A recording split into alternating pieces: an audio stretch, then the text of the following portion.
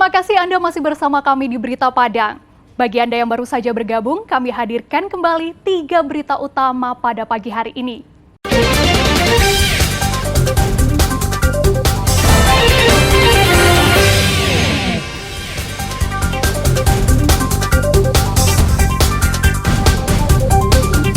Polisi grebek pesta narkotika.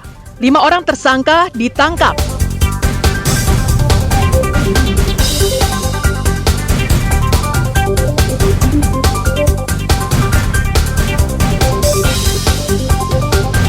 Mantan wali nagari dan mantan bendahara nagari ditahan karena terlibat korupsi.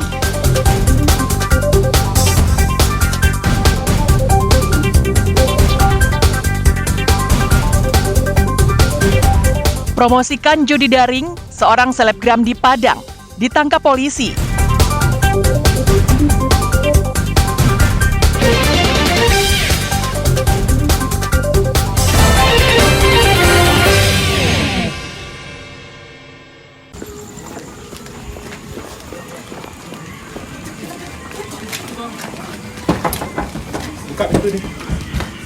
Buka nih. Anggota tim Phantom Satres Narkoba Polres Payakumbuh menggerebek sebuah rumah di Koto Baru, Balai Janggo, Kecamatan Payakumbuh Utara, Payakumbuh. Di dalam rumah ini sedang berlangsung pesta narkoba. Polisi sempat mengeluarkan tembakan peringatan agar para tersangka tidak melarikan diri.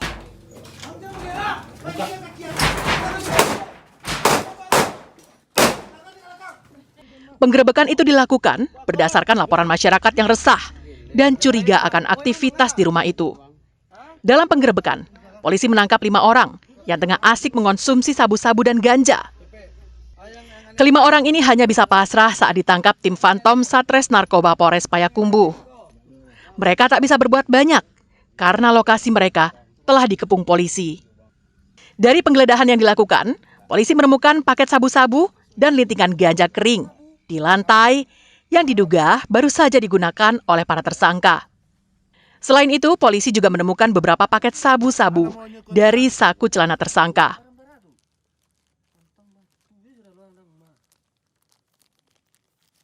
Di TKP berhasil diamankan 6 orang pelaku yang sedang berpesta narkotika jenis ganja dan sabu.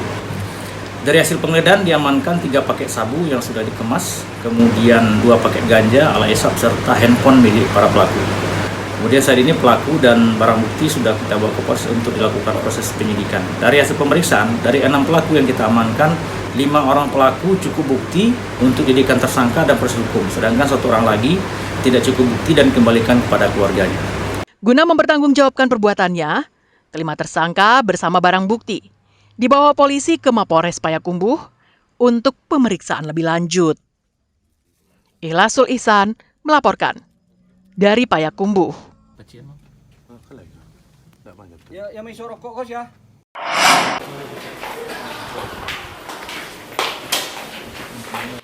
Mantan wali nagari dan mantan bendahara nagari Ladang Panjang, Kecamatan Tigo Nagari, Pasaman, ditahan Kejaksaan Negeri Pasaman pada Kamis pekan lalu.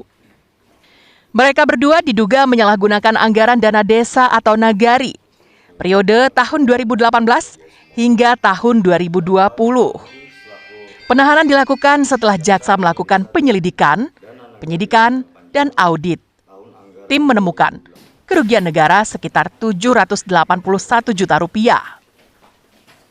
Kedua tersangka, Suar, mantan wali nagari Ladang Panjang, dan Jasri, yang merupakan mantan bendahara nagari, ditahan selama 25 hari di Rutan Kelas 2B Lubuk Sikaping. Ya, hari ini kami telah melakukan penahanan terhadap 2 orang tersangka dalam pengelolaan dana nagari Ladang Panjang.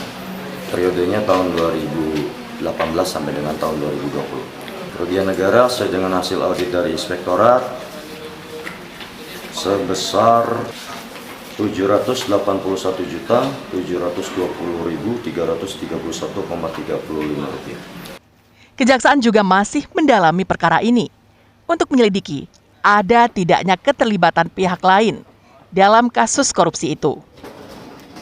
Safatul Ulum melaporkan dari Pasaman.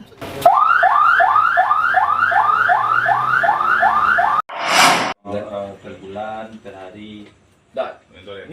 Anggota tim unit Tipiter Polresta Padang menangkap remaja putri yang berusia 17 tahun dan merupakan seorang selebgram yang mempromosikan judi daring.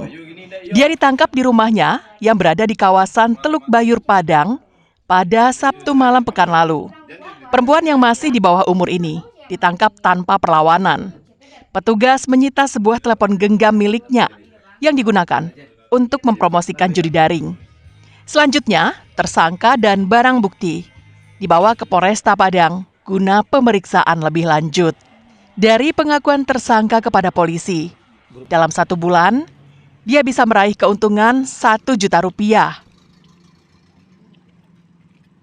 Kita sudah memantau dari tanggal 10 di postingan tersebut, dia sudah mengupload setidaknya 2 postingan sehari di akun Instagram pribadinya, di mana followers akun tersebut ada sekitar 3.000 followers, 250.000 per 7 hari, di mana 250.000 tersebut dia harus memposting setiap harinya 2 postingan.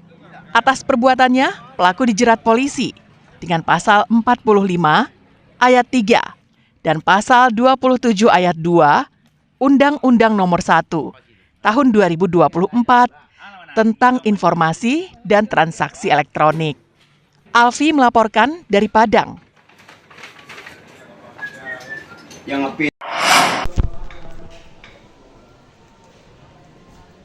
Bejat.